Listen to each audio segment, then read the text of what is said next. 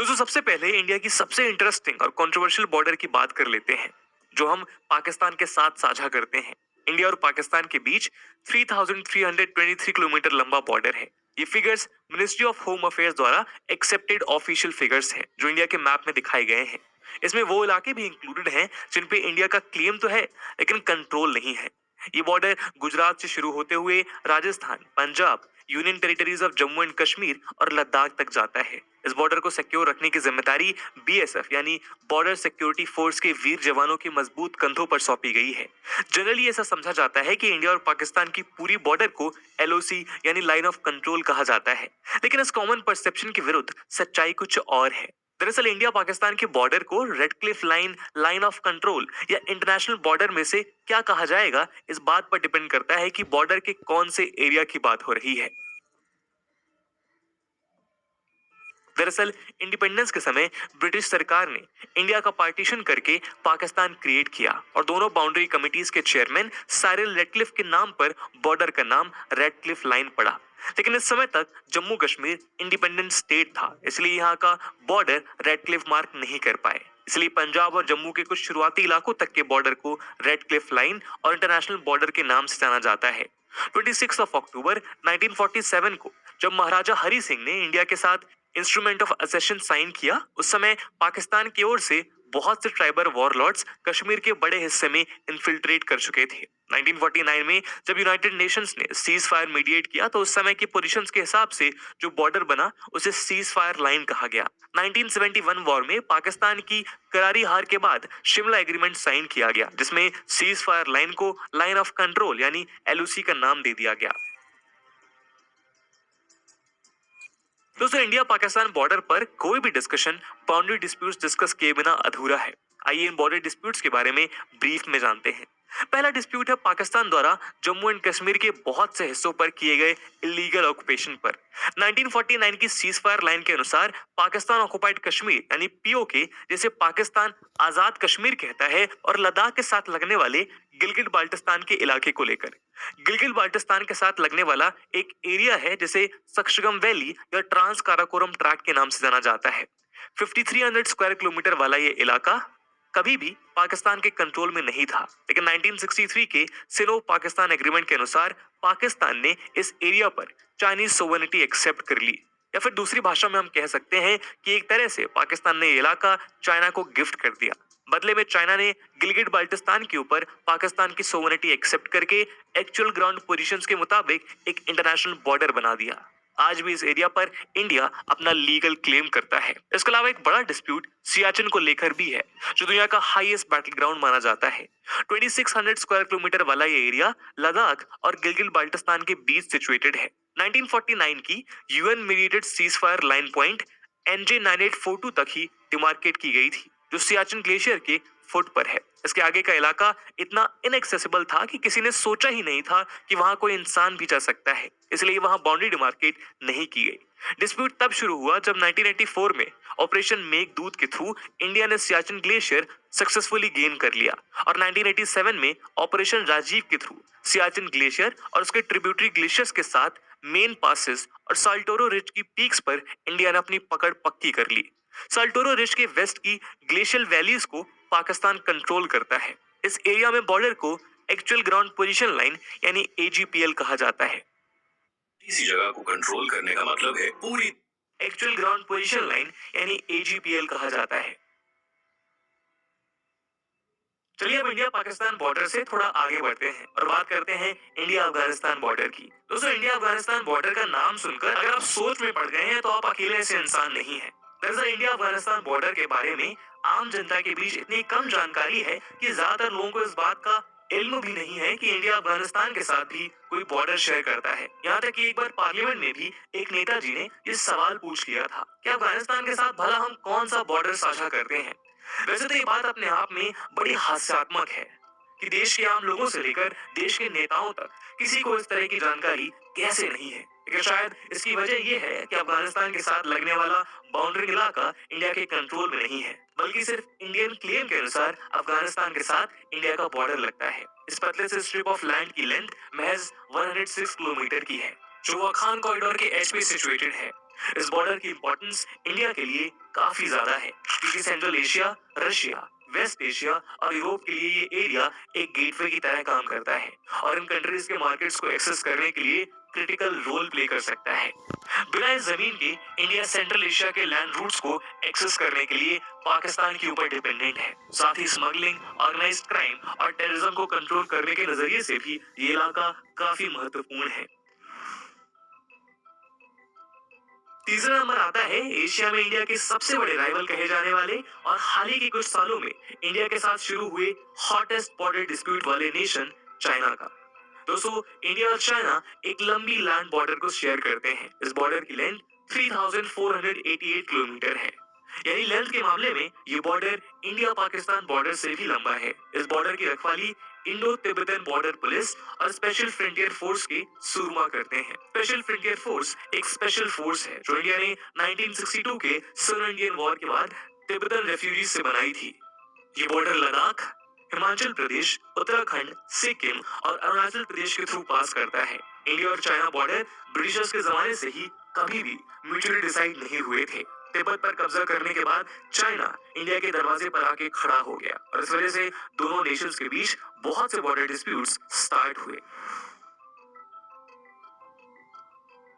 1947 से पहले जब इंडिया पर अंग्रेजों का राज था तो ब्रिटिश इंडियन गवर्नमेंट के अनुसार 3 बाउंड्री लाइंस कंसीडर की गई।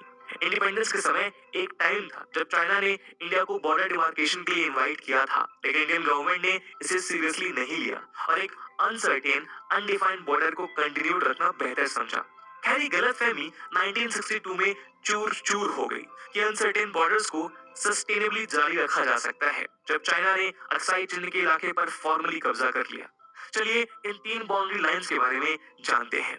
पहली है अर्दात जॉनसन लाइन, जो उस वक्त के कश्मीर की नॉर्थ ईस्टर्न बाउंड्री है, जिसे सर्वेयर विलियम जॉनसन ने बनाया है और जॉन चार्ल्स अर्दात ने इसे ऑफिशियल बाउंड्री की तरह रिकमेंड किया। ये लाइन चाइना के शिनजियांग और तिब्बत ऑटोनॉमस रीजन को टच करती है। इसे बनाने के पीछे फॉरवर्ड स्कूल की सोच थी, जिसके अनुसार बाउंड्री को जितना फॉरवर्ड हो सके रखा जाना चाहिए, जिससे उस समय फास्ट ग्रोइंग रशियन एम्पायर के अगेंस्ट एक स्ट्रॉन्ग डिफेंस बनाया जा सके। दूसरी है मैकार्टे मैकडोनल्ड लाइन, जो अक्साई चिन्ह के डिस्प्यूटेड एरिया के लिए ब्रिटिश इंडियन गवर्नमेंट ने चाइना को 1899 में प्रपोज की थी। आपने इन्वॉय सर क्लॉड मैकडोनल्ड के जरिए। चाइनीज गवर्नमेंट ने कभी इस प्रपोजल पर कोई रिस्पांस नहीं दिया। इसके बाद ब्रिटिश गवर्नमेंट ने जॉनसन अर्दात लाइन को ही ऑफिशियल बॉर्डर मान लिया। तीसरी है मैकमोहन लाइन, जिसे तिब्बत और ब्रिटिश इंडिया के बीच 24 से 25 मार्च 1914 में शिमला कन्वेंशन के तहत एग्री किया गया था। इस लाइन के तहत ईस्टर्न हिमालयन रीजन में नॉर्थ ईस्ट इंडिया और नदर्न म्यांमार के बीच सीमा तय की गई थी। Republic of China McMahon line के एग्रीमेंट में शामिल नहीं हुआ था, जिस वजह से चाइना ने इस मैप से साफ इनकार कर दिया है। इस बॉर्डर का इंडियन पार्ट आज इंडिया और चाइना के बीच की डी फैक्टो बाउंड्री है, जबकि इसमें बर्मीज पार्ट को चाइना और म्यांमार ने रीनेगोशिएट कर लिया था। भारत के सबसे बड़े दुश्मन देशों की बात करने के बाद आइए अब बात करते हैं कुछ फ्रेंडली नेशंस की। इसमें सबसे पहला नाम आता है हमारे पड़ोसी देश नेपाल का। दोस्तों, इंडिया नेपाल बाउंड्री की बात करें तो इस बॉर्डर की फुल लेंथ 1751 किलोमीटर है। ये एक ओपन बॉर्डर है, यानी बॉर्डर के दोनों तरफ आने जाने के लिए कोई स्ट्रिक्ट कंट्रोल्स नहीं है, इसीलिए इसे पोरस बॉर्डर भी कहा जाता है। इस बॉर्डर पर सशस्त्र सीमा बल के शेरदिल सिपाही तैनात हैं। ये बॉर्डर उत्तराखंड, उत्तर प्रदेश, बिहार, वेस्ट बंगाल और सिक्किम जैसे इंडियन स्टेट से लगती है। इंडिया और नेपाल के बीच करंट बॉर्डर 1816 की सुगौली ट्रीटी के थ्रू डिमार्केट हुई थी, जो नेपाल और ब्रिटिश राज के बीच वॉर के बाद साइन की गई थी। इंडियन इंडिपेंडेंस के बाद इस बॉर्डर को किंगडम ऑफ नेपाल और डोमिनियन ऑफ इंडिया ने इंटरनेशनल बॉर्डर की तरह रिकॉग्नाइज कर लिया। हालांकि इंडिया और नेपाल लंबे समय से फ्रेंड्स रहे हैं, लेकिन अनफॉर्चुनेटली रिसेंटली 2 टेरिटोरियल डिस्प्यूट्स दोनों देशों के बीच फ्लेयर अप हो गए हैं। इनमें से पहला है कालापानी टेरिटरी को लेकर, जो करीब 35 स्क्वायर किलोमीटर का छोटा सा एरिया है नॉर्थ वेस्ट नेपाल में, India Nepal China tri junction के पास। दूसरा डिस्प्यूट है सुस्ता को लेकर, जो सदर्न नेपाल में छोटा सा इलाका है। ये borders trans boundary rivers mark करती हैं और इन डिस्प्यूट्स का कारण मेनली इन रिवर्स के सोर्सेस का अलग अलग इंटरप्रिटेशन है। रिसेंटली नेपाल ने अपने कॉन्स्टिट्यूशन को अमेंड करके कुछ टेरिटरीज जो Indian side of the border पर हैं, उन्हें अपने मैप में इंक्लूड कर लिया है। इसने मैटर को ओवर कॉम्प्लिकेट कर दिया। तो जब हम बात करते हैं इंडिया के ऑल टाइम फ्रेंड कहे जाने वाले भूटान देश से लगने वाले बॉर्डर की, इंडिया भूटान बॉर्डर की टोटल लेंथ महज 699 किलोमीटर की है और ये भी इंडिया नेपाल की तरह एक ओपन बॉर्डर है।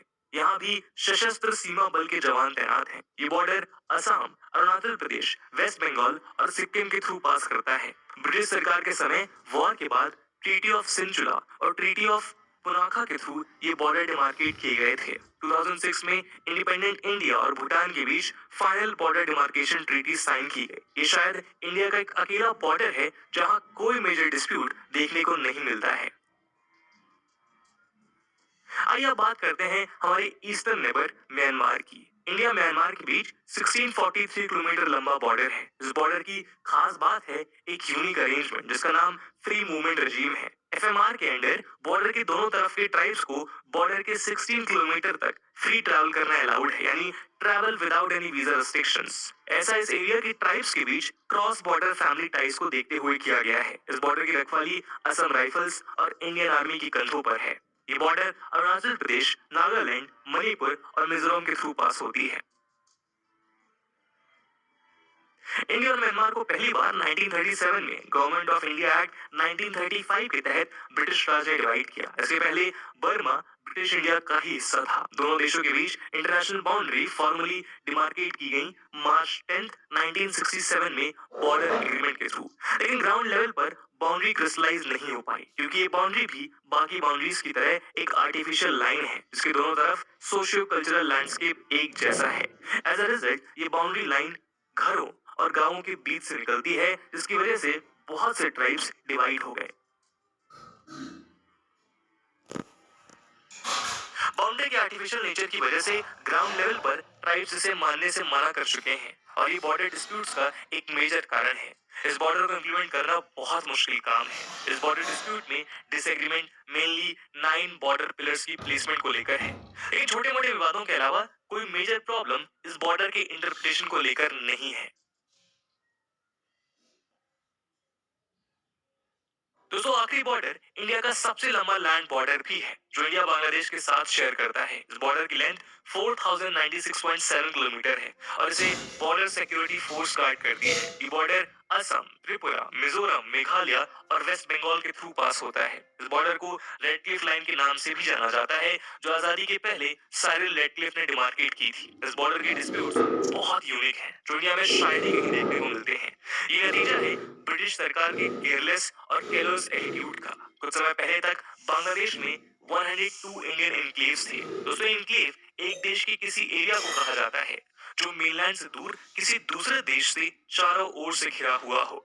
2010 के एक जॉइंट सेंसस में पता चला कि 51,549 लोग इन एनक्लेव्स में रहते हैं। 37,334 बांग्लादेशी सिटीजन्स इंडियन एनक्लेव्स में और 14,215 इंडियन सिटीजन्स बांग्लादेशी एनक्लेव्स में। 1974 में दोनों देशों ने लैंड बाउंड्री एग्रीमेंट साइन किया जिसके तहत एनक्लेव्स को एक्सचेंज करके इंटरनेशनल बॉर्डर सिंप्लीफाई किया जाना था। इसका एक रिवाइज वर्जन 7 मई 2015 को अडॉप्ट हुआ जिसे इंडिया के पार्लियामेंट ने 100 अमेंडमेंट एक्ट के थ्रू इंप्लीमेंट किया। इंडिया को 51 बांग्लादेशी एनक्लेव्स मिले जबकि बांग्लादेश को 111 इंडियन एनक्लेव्स मिले। एनक्लेव्स के रेसिडेंट्स को अपनी पसंद के देश में जाने की आजादी भी दी गई। इसके साथ इंडिया और बांग्लादेश को